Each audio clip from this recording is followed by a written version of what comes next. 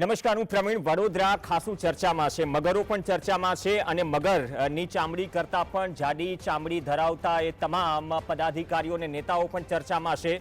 કેમ કે સત્તાધારી પક્ષના ખુદ કોર્પોરેટર એમ કહે કે દબાણો નહીં હટાવો તો અમારે આંદોલન સહિત કંઈ પણ કરવું પડે અમે કરીશું. તો હવે રાજનીતિ પણ ગરમાઈ છે. આમ તો જે ત્રાસદી છે અને જે આપદા છે એમાં રાજનીતિ ન થવી જોઈએ. માત્ર નિવેદનબાજીથી જો ભલું થતું હોય તો પછી ધારાસભ્યથી લઈને સ્ટેન્ડિંગ કમિટીના ચેરમેનથી લઈને ગાંધીનગરથી કોઈ પણ આવે તેમને આકરા શબ્દોમાં આક્રોશનો સામનો ન કરવો પડ્યો હોય. એ ચાહે શિક્ષણ મંત્રી કુબેર ડિંડોર હોય કે વિધાનસભાના દંડક હોય, સ્થાનિક ધારાસભ્ય હોય કે તમામ નેતા જે લોકોની વિઝિટ કરવા પહોંચ્યા હતા અને ફ્લડ ટુરિઝમમાં લોકોના આક્રોશનો સામનો કરવો પડ્યો. હવે કોંગ્રેસે જે ગઈકાલે જાહેરાત કરી હતી કે અમે આક્રોશ રેલી કરીશું, તો હવે બોટથી લઈને બધું જ લઈને રસ્તા પર ઉતરી તો ગયા, સહાયની માંગ પણ કરી, તો સામે પલટવાર પણ કર્યો. યજ્ઞેશ દવે કહી રહ્યા છે કે સહાય આ પ્રકારના કિસ્સામાં બધું જ સર્વે ને બધું થાય એ પછી થાય. અને કોંગ્રેસનો પહેલેથી એક આદત રહી છે કોંગ્રેસની કે વિરોધ કરો કોઈ પણ પરિસ્થિતિમાં. છતાં જે રાજનીતિ છે, રાજનીતિને બાજુ પર મૂકીએ તો આજે પણ એ સ્થિતિ છે કે જે સહાય જાહેર કરી છે એ સહાય આ જન આક્રોશ રેલી પહેલા જાહેર થઈ. પહેલા થઈ શકતી હતી. કેશડોલની વાત કરી રહ્યા છે. કેશડોલ તો કોઈ પણ સરકાર ચૂકવે, એસડીઆરએફના નોર્મ્સ મુજબ કોઈ સહાય ચૂકવે, સરકાર જાહેરાત કરે કે ન કરે. કુદરતી આપદામાં જે સરકાર પાસે એસડીઆરએફ અને એસડીઆરએફ માટે ખાસ જે ભંડોળ છે અને કેન્દ્ર સરકાર જેમાં કોન્ટ્રીબ્યુટ કરે છે એ આપવાનું જ હોય છે. રોજે રોજનું આપવાનું હોય છે. 5 દિવસ લાઇટ ન હોય, ચપ્પલ ન હોય, ખાવા પીવા માટે લોટ ન હોય, તો આ પરિસ્થિતિમાં એ ફરજ છે કોઈ પણ સરકારની કે કેશડોલ આપે. તો એની વાતો થઈ. આ તમામ વચ્ચે સ્ટેન્ડિંગ કમિટીના ચેરમેન, જેના પર વોર્ડ નંબર 12ના કોર્પોરેટરે એમ કહ્યું હતું કે 5 નામોને જ્યારે જવાબદારી સોંપાઈ હતી એ ફેલિયર છે એમનું, તો અમારી સામે શું કામ ગુસ્સો ઠાલવો છો? કોર્પોરેટર બિચારા શું કરે? મનીષ પગાર, જેમને આજે અમે જોડાવા કહ્યું પરંતુ કોઈ વ્યક્તિગત કામમાં વ્યસ્ત છે. બાકી જે રીતે આક્રોશિત હતા એવું લાગ્યું કે કદાચ વડોદરા મહાનગરપાલિકામાં જે ટોપના પદાધિકારીઓ છે, જે પોતાની જવાબદારી નિભાવવામાં નિષ્ફળ રહ્યા છે, એમને કદાચ બરખાસ્ત કરી દેવાશે. હજુ સુધી કોઈ સમાચાર નથી આપ્યા, એવી ચર્ચા છે વડોદરામાં. પણ એ સ્ટેન્ડિંગ કમિટીના ચેરમેન મીડિયા બાઇટ્સમાં એમ કહે છે માત્ર 2 દિવસ પહેલા કે આટલા જો ભારે વરસાદ થાય તો વિશ્વામિત્રીના પૂર સાથે લોકોએ જીવતા શીખી જવું પડશે. દોરડું રાખજો ઘરમાં, ટ્યુબ રાખજો, તમે નાની હોડી રાખજો, કાર વસાવો કે ન વસાવો, વડોદરામાં રહો છો તો એક હોડીની વ્યવસ્થા કરી રાખજો. હવે આ પ્રકારના સ્ટેટમેન્ટ આપ્યા બાદ ફરીથી આક્રોશ ઠાલવાય છે અને આજે કોંગ્રેસ આ જ સ્ટેટમેન્ટને હથિયાર બનાવે છે. પણ એમાં ઇન્ટરેસ્ટિંગ એ થયું કે આક્રોશ રેલીમાં જે જન આક્રોશ રેલી છે, જેમને સહાય નથી મળી, એ જૂથ જોડાયું. તો સામે એક જૂથ એવું પણ હતું, એ કહી રહ્યા હતા કે અમને સહાય મળી છે. કોંગ્રેસ ખોટી વાત કરી રહી છે, કોંગ્રેસ ગેરમાર્ગે લોકોની દોરી રહી છે. સવાલ ભાજપ કોંગ્રેસનો નથી. સવાલ એ છે કે વડોદરા જે ત્રાસદીમાંથી પસાર થયું, જે દબાણોના કારણે ખબર હતી કે આ પરિસ્થિતિ સર્જાશે, તો વડોદરા પાસે શું વિકલ્પ છે? ગાયકવાડના સમયમાં પણ જે નગર રચના હતી એ નગર રચનાને આજના શાસકો શું નથી જાળવી શક્યા? 30 વર્ષથી તો એક જ પાર્ટી સત્તામાં છે. તો આ પરિસ્થિતિ વચ્ચે રાજનીતિ અને વાર પલટવારમાં ભલું કોનું થાય છે? અને સહાય પર જે સંગ્રામ ચાલ્યો છે, ભોગવ્યું તો જનતાએ છે. હજી મોતનો આંકડો જે આપવામાં આવે છે એ શું નાનો સૂનો છે? તો આ પરિસ્થિતિમાં આ પ્રકારનો આક્રોશ જે છે સ્થાનિકોનો, એ સ્થાનિકોનો આક્રોશ પણ એમની જગ્યાએ વ્યાજબી છે. અને હર્ષસંઘવીએ પણ કહ્યું હતું કે અમારા ઘરના જ લોકો છે, આપણા જ લોકો છે, આક્રોશ કરે તો સાંભળવું પડે. પણ જે ફેલિયર હતું, ફેલિયર કોનું હતું એની શું તપાસ થશે? અને સ્ટેન્ડિંગ કમિટીના ચેરમેન જો કહેતા હોય કે આવનાર સમયમાં આ જ પરિસ્થિતિમાં તમારે બધું જ વસાવવું પડશે, તો પછી તમે બોટ અને ટ્યુબ ટાયર વસાવી દો. હવે આ પરિસ્થિતિમાં રાજનીતિ તેજ છે. નરેન્દ્ર રાવત આપણી સાથે કોંગ્રેસમાંથી જોડાશે કોંગ્રેસના પ્રવક્તા તરીકે. કોંગ્રેસના પ્રવક્તા સાથે શક્તિસિંહ ગોહિલ, મુકુલ વાસનિક, અમિત ચાવડા, આ બધા નામો છે જે વડોદરા પહોંચ્યા છે. નરેન્દ્રભાઈ, આ રાજકીય વાર પલટવારથી શું ભલું થવાનું છે? કેમ કે આ તો મનીષ પગારને પણ અમે ઇન્વાઇટ કર્યા હતા કે ખુદ ભાજપના કોર્પોરેટરે જે વાત કહી કે જેમની જવાબદારી હતી એમની સાથે જ બધું ડિસ્કસ થયું છે અને ગાળો અમારે ખાવી પડે છે. અને હવે જન આક્રોશ રેલી પહેલા સહાય જાહેર થઈ. સહાય એવું નથી, સહાય જાહેર થઈ છે, પણ આના પર રાજનીતિ કેટલી યોગ્ય બંને તરફથી? ફેલિયર છે એ ચોક્કસ વાત છે, એ વડોદરાવાસીઓ ખુદ કહી રહ્યા છે, ખુદ ભાજપના નેતાઓ સ્વીકારી રહ્યા છે. આમાં ભલું કોનું? તો પ્રથમ વડોદરા વાસીઓનું ભલું કરવું એટલે અમારું પોતાનું પણ ભલું કરવું જરૂરી છે. કોઈ નેતા નહોતા કે જેમનું ઘર પાણીમાં ના હોય કે એ બી 4 દિવસ સુધી બંદી બન્યા ના હોય. એમના આજુબાજુના ચારો બાજુના બ્રિજ બંધ હતા. હવે વાર પલટવારમાં અમે કોઈ આક્ષેપબાજી કે રાજનીતિ કરવાનો ક્યાં પ્રશ્ન છે?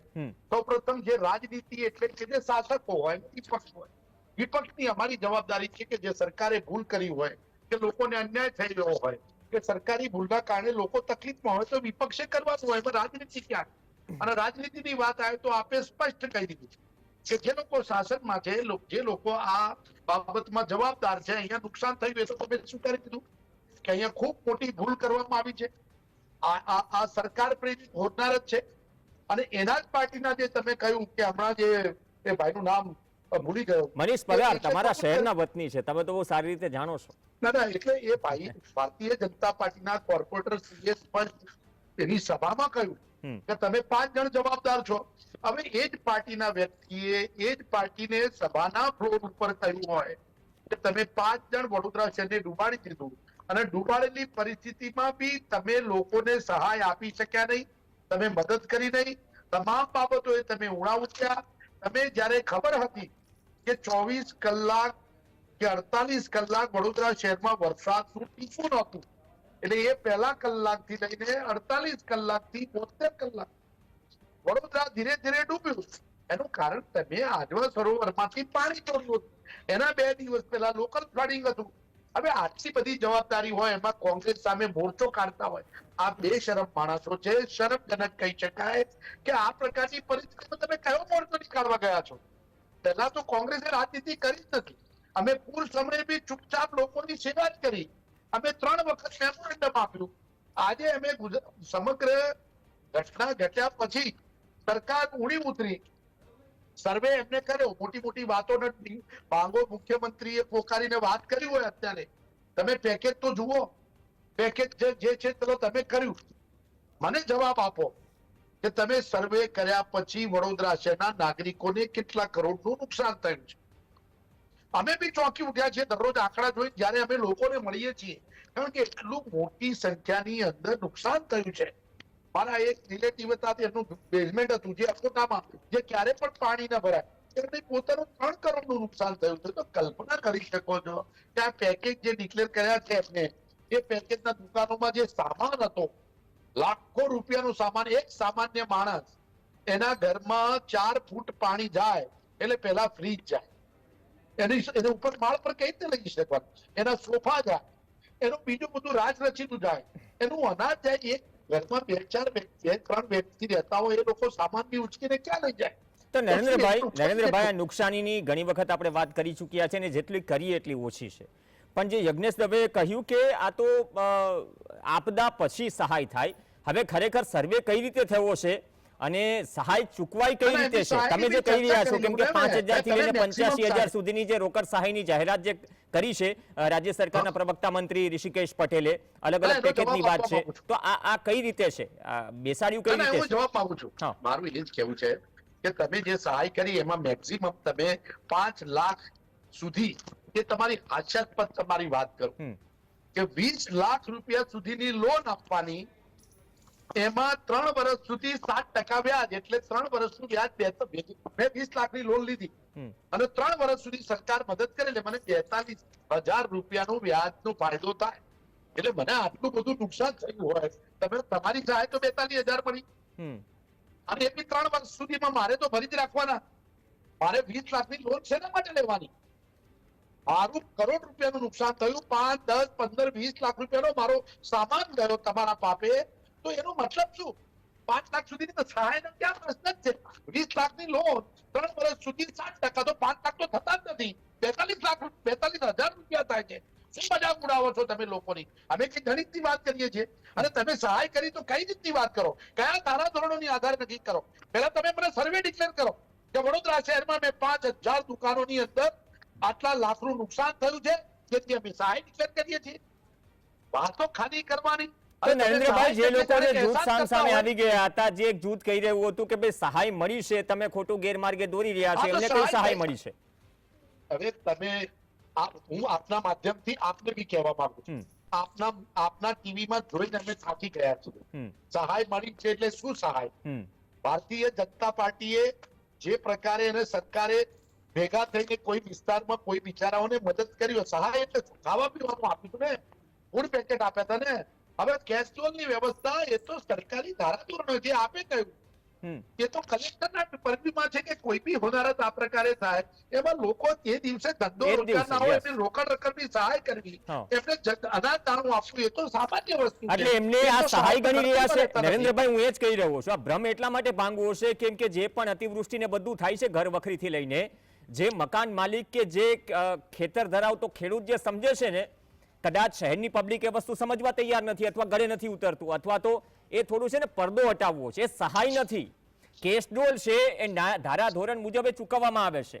જે એક્ઝેક્ટ જે સહાય છે ઘર વખરીની, અને આપને બી હું એ કહેવા માંગુ, જે 3-4 દિવસ કેશડોલનો મતલબ શું હોય છે કે જે 3-4 દિવસ સુધી લોકો રોજગાર ના મળી શક્યા હોય, જે લોકો પાસે કમાઈને દરરોજ લાવતા હોય, એને આપણે કેશ આપીને એ 5-6 દિવસ સુધી એનું જીવન નિર્વાહ, અને એની 4-5 દિવસ જે પૂર થયું એના પછીના 5 દિવસ એને સાફ સફાઈ, એને ઊભું થતા, એનું ઘર તૂટી ગયું, એનું ઝૂંપડું તણાઈ ગયું હોય, એનું બીજું કોઈ સાત સામાન ના હોય, એની લારીના કોઈ સામાન ના હોય, એનો બધો સામાન આ બધા કરતા જાય, એ દરમિયાન એને કેશડોલ કે આ થોડું ઘણું સીધું અનાજ મળે કે જે કંઈ તમે સહાય આપો એ જીવવાની પદ્ધતિનો સહાયનું પેકેજ અલગ વસ્તુ છે. સરકારે ઉતાવળે ગભરાઈને એટલી મોટી ગંભીર ભૂલ થઈ ગઈ છે કે એમની જ પાર્ટીના લોકો એમની સામે છે કે ભાઈ આ તો તમે પાપ કર્યું છે ને તમારા કારણે કરેલું છે. અમે તો અત્યારે રાજનીતિ કરવા માંગીએ છીએ કારણ કે જે પ્રકારે તમે વડોદરા શહેરને ડૂબાડ્યું છે. તમે અમારી ફેસબુક ઉપર અમારી રજૂઆત સાંભળો. 26 તારીખે સાંજે એના આગલા દિવસ સાંજે 7:30 વરસાદ બંધ થઈ ગયો. 28, 29, 30 વરસાદ જ નહોતો અને એ 3 દિવસમાં જ વડોદરા ગળાડૂબ થયું. કારણ તમે જે પાણી છોડ્યું હતું એને વિચાર્યા વગર તમને ખબર હતી કે આગાહી હતી કે અહીંયા આટલો મોટો વરસાદ પડી રહ્યો. ઓકે, કુલદીપ વાઘેલા આપણી સાથે. નરેન્દ્રભાઈ, ઉપરવાસમાં એ બી બધાને ખબર હતું 8 ઇંચ માનવ સર્જિત પૂર આવ્યું, એ આક્ષેપ થઈ રહ્યા છે. માનવ સર્જિત પૂર હતું કે એની પણ તપાસ થવી જોઈએ અને નેગ્લિજન્સ છે. માનવ સર્જિત નથી, માનવ સર્જિત નથી. ને તો આક્ષેપ થઈ રહ્યા છે માનવ સર્જિત પૂરના. ભારતીય જનતા પાર્ટી સરકાર સર્જિત, સરકારની અવિચારી પગલા, ડિઝાસ્ટરના પગલા લીધા નહીં. રાત્રે 12 વાગે દરવાજા બંધ કર્યા, એને 24 કલાક પહેલા બંધ કર્યા તો લગભગ વડોદરામાં અડધું નુકસાન થયું ના હોય. તમને ખ્યાલ હોય તો વડોદરામાં લગભગ અલકાપુરીથી માંડી મોટા મોટા વિસ્તારો જિંદગીમાં જ્યાં પાણી જોયું ના હોય એમના ઘરની અંદર પાણી 4-4 ફૂટ હતા. એ કલ્પના કરી શકાય એવું નથી. કદાચ હું તો એમ કહું છું કે આ પૂર તો લગભગ છેલ્લા કેટલાક વર્ષોની અંદર સૌથી મોટું ગણી શકાય. એ બી સરકારની ગંભીર બેદરકારી. માનવ તો તમે અમે છીએ, બધા જે તમારા પત્રકારો હતા એ વડોદરાના જ હતા. એટલે અમે માનવોએ કશું નથી કર્યું, આ તો સરકાર પ્રેરિત ને ચલાવે છે. સ્ટેન્ડિંગ કમિટીના ચેરમેન થી માંડી, મેયર થી માંડી, ધારાસભ્યોથી માંડીને જે 1-2 વખત ટિકિટો બદલાયા બધું જ છે. પણ એમાં સત્તાધારી પક્ષ અથવા તો જે સંચાલન કરે છે અથવા અધિકારીઓ જે છે તેમને જશ મળતો હોય તો જવાબદારી પણ લેવી પડશે. કુલદીપ વાઘેલા આપણી સાથે જોડાઈ ગયા છે. કુલદીપભાઈ, એક તો આ રાહત પેકેજ જાહેર કર્યું, હવે કેમ જાહેર કર્યું એ ઘણા બધા સવાલો છે. આક્રોશ રેલી પહેલા રાહત પેકેજ જાહેર કર્યું, શું નુકસાની સામે પૂરતું છે? અને ઉપરથી સ્ટેન્ડિંગ કમિટીના ચેરમેન 2 દિવસ પહેલા એમ કહે કે આ ભારે વરસાદમાં વડોદરાવાસીઓએ ટ્યુબ ટાયર, હોડી, નાળું, રસ્સી આ બધું જ સાથે રાખીને જીવતા શીખી લેવું પડશે. શું આ પ્રકારના સ્ટેટમેન્ટ સાંભળવા માટે વડોદરાવાસીઓ એ સ્થિતિમાં છે કે આ પ્રકારના સ્ટેટમેન્ટ સાંભળે? બીજા દિવસે ઠીક છે કે થોડી ફેરવી તોડીને માફી માંગી લીધી અને ઉપરથી આજે બધું એક ગુસ્સો. વડોદરા શહેરના સ્ટેન્ડિંગ કમિટીના ચેરમેન જો એવું સ્ટેટમેન્ટ આપતા તો ખૂબ હાસ્યાસ્પદ છે. કારણ કે તેમને શરમથી ડૂબી મરવું જોઈએ કે વડોદરા શહેરની પ્રજા આજે એમને 30-30 વર્ષથી સત્તાના સ્થાન ઉપર બેસાડેલા હોય, આજે વડોદરા શહેરને 2014 હોય કે 2019માં પૂર આવ્યું હોય, 5-5 વર્ષ પહેલા જો પૂર આવ્યું હોય હજી પણ શીખતા ના હોય, અને આ 1200 કરોડ રૂપિયાનું પેકેજ ફક્ત લોલીપોપ સમાન છે. વડોદરા શહેરની અંદર 2014 સુધી જ્યારે નૂરની યોજના હેઠળ મહાનગરપાલિકાઓને જ્યારે કેન્દ્ર સરકાર તરફથી ફંડ આવતું હતું એવા 1000 કરોડ રૂપિયા વડોદરા શહેરમાં ક્યાં વાપરી નાખ્યા એનો પણ હજી વડોદરા શહેરને હિસાબ નથી. આ કોર્પોરેશનમાં બેસેલા એક તો ડિઝાસ્ટર મેનેજમેન્ટ ખરેખર કલેક્ટરની જવાબદારી હોય તો કલેક્ટર ત્યારે શું કરતા હતા એ પણ વિવાદાસ્પદ છે. અને સત્તાધારી પક્ષમાં બેઠેલા સ્ટેન્ડિંગ કમિટીના ચેરમેન જો વડોદરા શહેરની પ્રજાને એવું કહેતા હોય કે તમારે તરાપા અને ટ્યુબો અને ટોર્ચ અને રસ્સી રાખવી જોઈએ, તો મારો કહેવાનો મતલબ એવો થાય કે એ એવું ચેતવી રહ્યા છે કે વડોદરા શહેરમાં હજી પણ પૂર આવશે તો અમારી કોઈ વ્યવસ્થા છે નહીં, વડોદરા શહેરને હજી પણ ડૂબાડશું, વડોદરાની પ્રજાને હજી પણ જોખમ છે, હજી પણ આવું નુકસાન સહન કરવું પડશે, કારણ કે અમારી આગળ કોઈ વ્યવસ્થા અને અલગ પ્લાનિંગ છે નહીં. કુલદીપભાઈ, તમે તો લાંબા સમયથી વિશ્વામિત્રી નદીમાંથી વોકડો બની ગઈ એ પરિસ્થિતિને જોતા આવ્યા છો. નરેન્દ્રભાઈ પણ છે, જમીન ઉપર કામ કરનાર વ્યક્તિ છે. હવે આમાં એવું થાય કે હરણીકાંડમાં બોટ ડૂબે પછી જૂના મ્યુનિસિપલ કોર્પોરેશન કમિશનરથી માંડીને બધાને યાદ કરવામાં આવે, તેમને જવાબદાર ગણાવવામાં આવે, તેમના જવાબો લેવામાં આવે. અને આ કિસ્સામાં પણ ખબર હતી કે જો આટલો વરસાદ થાય, ઉપરથી પાણી છૂટે તો આ પરિસ્થિતિ થવાની છે. તો વડોદરા ડુબાડીને શું જાહેરાત કરવાની? તમે 1200 કરોડનો બહુ લાંબા ગાળાનો પ્રોજેક્ટ જાહેર કરીએ છીએ. જે ડ્રોનથી જે શોટ્સ આવે છે, ડ્રોનથી જે દ્રશ્યો આવે છે, તેમાં ચોખ્ખું દેખાઈ રહ્યું છે કે નદીની આસપાસ જે બિલ્ડિંગો બનેલી છે, બીજો પગ મૂકો તો સીધા નદીમાં જાઓ, એવા હાઉસીસ બનેલા છે. આ હાઉસીસ શું ધ્યાનમાં નથી અથવા માત્ર પટ્ટી માંડીને ઢોંગ કરવામાં આવી રહ્યો છે? ચોક્કસ આંખે પાટા બાંધવામાં આવે છે. વડોદરાની પ્રજા અત્યારે જાગૃત અવસ્થામાં આવી ગઈ છે. આ સમગ્ર તંત્ર દબાણ, આજે તમે વડોદરા શહેરના કોઈ પણ વ્યક્તિના મોઢે જોવો તો તેને તરત અગોડા મોલ યાદ છે કે અમને ડુબાડનાર અગોડા મોલ છે. તો શું સત્તાધારી પક્ષના વ્યક્તિઓને કે તંત્રને કે મ્યુનિસિપલ કમિશનરને અગોડા મોલ નહીં દેખાતો હોય? કલેક્ટરને એક ખાલી કોઈની રજા ચિઠ્ઠી લેવાની હોય, કોઈને જણાવે તરત અગોડાનું દબાણ દૂર કરે, તો પણ આ 1200 કરોડ રૂપિયા પ્રજાના નામે જે ફાળવવામાં આવ્યા છે વિકાસના નામે કે વિશ્વામિત્રી ડિઝાસ્ટર માટે, ખરેખર તો પહેલા તો દબાણો દૂર કરવા પડે. જ્યારે ભારતીય જનતા પાર્ટીના જ કહું નામ લઈને કે રાજકીય પક્ષના વ્યક્તિઓના કાઉન્સિલરો હોય, એમના બંગલા પણ વિશ્વામિત્રીની અંદર છે દબાણ કરીને. તો આવા દબાણો દૂર કરવા માટે કોઈની પરમિશન લેવી જરૂરી નથી. અને ડિઝાસ્ટરની સંપૂર્ણપણે જવાબદારી કલેક્ટરના હસ્તક આવતી હોય તો મારે ક્યાંક ને ક્યાંક કહેવું છે કે કલેક્ટર શ્રી અત્યાર સુધી કેમ એક્શનમાં નથી દેખાતા? અને સત્તાધારી પક્ષ તો દર વખતે આવી રીતના રોઈને જતો રહે છે.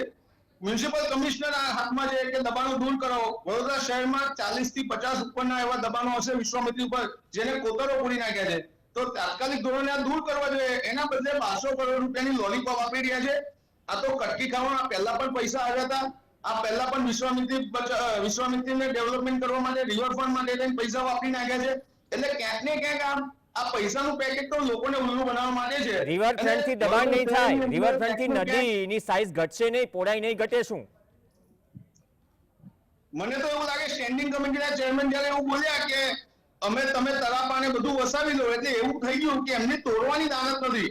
તમારે વડોદરા શહેરની પ્રજાને જેવી રીતના જીવવું હોય એ રીતે જીવે. તમારે તમારી વ્યવસ્થા કરી લેવાની. અમે તમારી માટે વ્યવસ્થા કરીશું નહીં, એવો એનો ઉદ્દેશ થયો ક્યાંક ને ક્યાંક. ઓકે, તો રાવત સાહેબ, જે મનીષ પગાર કહી રહ્યા છે કે ભાઈ મારો આખો વિસ્તાર પાણીમાં ડૂબો હતો, 4 દિવસ મારે ત્યાં લાઇટ ન હતી, અમે લોકોને પહેરવા કપડાં ન હતા, ખાવા લોટ ન હતો, અને ધારાસભ્યોએ પણ આક્રોશનો સામનો કરવો પડ્યો. એને પણ એમ કહ્યું ત્યારે જે સામાન્ય સભામાં બહાર આવીને મીડિયા સાથેની વાતચીતમાં કે જે દબાણો છે સાહેબ, દબાણો દૂર કરો, દબાણો દૂર નહીં થાય અને મારા ઉપર જો કાર્યવાહી થશે તો બધું જ ખુલ્લું પાડી દઈશ. મારે આ દબાણો હટાવવા જે કંઈ પણ કરવું પડે કરીશ. તો શું આ અંગે તમારી વાતચીત થઈ છે વિપક્ષની? કેમ કે નગરસેવકો તો બધા સાથે હોય, બધાની એક જ ઈચ્છા હોય કે નગરની સેવા થાય.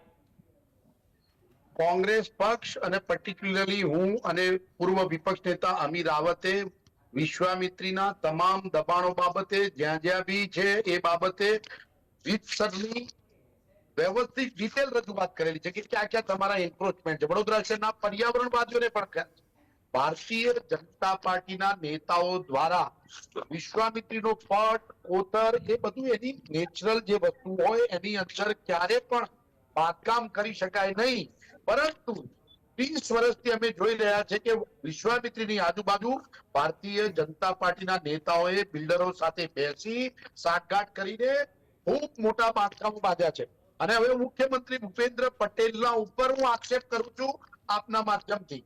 હમણાં 1 મહિના પહેલા તલસટ એટલે કે વિશ્વામિત્રી નદીના વડોદરાના દક્ષિણે આવેલું ગામ, ત્યાં વિશ્વામિત્રીની આજુબાજુની ગ્રીન બેલ્ટની 75,000 ચોરસ ફૂટ જમીન એક મહિનો નથી થયો, ગુજરાત સરકારે એને રેસિડેન્શિયલ ઝોનમાં દાખલ કરી અને એના માટે જવાબદાર ગુજરાતની ભારતીય જનતા પાર્ટીની ભૂપેન્દ્રભાઈની સરકાર, એટલે ભૂપેન્દ્રભાઈની પણ કટકી.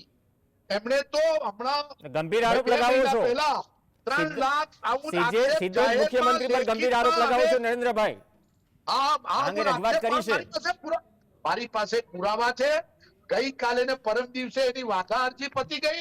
63ની જમીન પર અમે વાંધા અરજી ઉડામાં આપી પણ દીધી.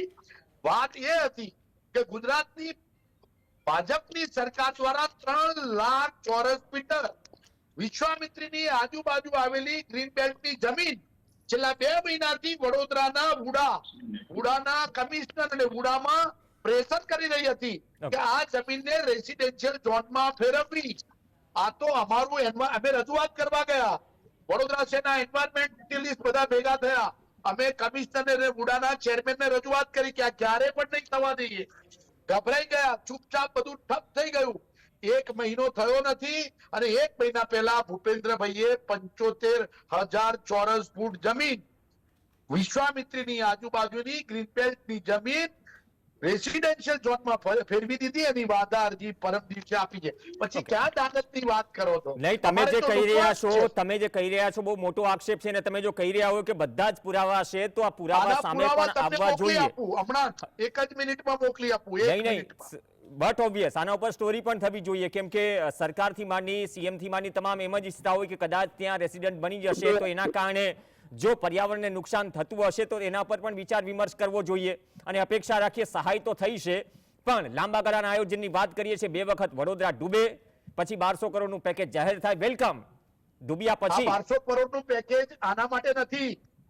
આ 1200 કરોડ તો વિશ્વામિત્રીનું પૂર પાછું ના આપે એની યોજના માટે છે. ઓકે, તો આ યોજના પણ કેટલી ફૂલપ્રૂફ છે? અને એક મહત્વની વાત સમયનો અભાવ છે નરેન્દ્રભાઈ, કહેવા માંગુ છું. મને 1 મિનિટ આપશો પ્લીઝ સર. 40 second please. મને 40 સેકન્ડ મૂકો. સૌથી કરુણતાની વાત, 30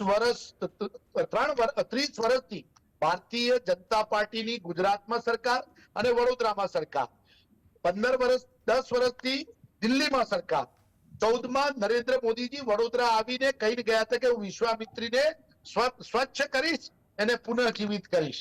એમણે 1 રૂપિયો નથી આપ્યો. મહત્વની બાબત એ છે કે ગુજરાતના તમામ ટીવી માધ્યમો અને ગુજરાતની પ્રજા અને વડોદરાની પ્રજા ગેરમાર્ગે છે. વિશ્વામિત્રી રિવરફ્રન્ટ ડેવલપમેન્ટ નામનો કોઈ પ્રોગ્રામ જ નથી. નથી કેન્દ્ર સરકારમાં કોઈ પ્રોજેક્ટ, નથી ગુજરાત સરકારમાં, નથી અપેક્ષા એ જ છે કે જે સપનાઓ અગાઉ જે દેખાડવામાં આવ્યા વડોદરાવાસીઓને દેખાડવામાં આવે સપના ઉપર અમલીકરણ થાય અને બીજી વાત પર્યાવરણને નુકસાન થાય તો પછી વડોદરાવાસીઓ અને મીડિયા પણ અવાજ બને અને સંવેદનશીલ સરકાર છે, આવા સંવેદનશીલ મુદ્દે વિચાર તો કરશે જ.